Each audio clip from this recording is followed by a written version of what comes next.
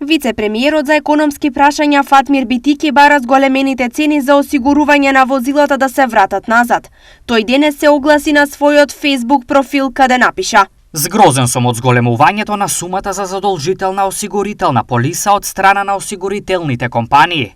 Ова може да се толкува како директен атак или политичко мешање на компаниите за осигурување, бидејќи тарифникот со тие зголемување два пати е доставен до владата и два пати не е одобрен на владината седница. Ова е манипулативен начин со кој надвор од предвидената процедура осигурителните компании изнаоѓаат начин да ја зголемат цената на автоосигурувањето на грбот на граѓаните. Ова е пример за длабоката држава која мора да се искорени.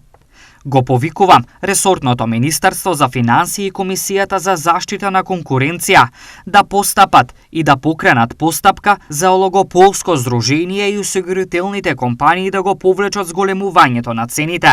А на граѓаните кои веќе платиле повисоки цени, очекувам да им се компензираат средствата. Напиша Битики на својот Facebook профил.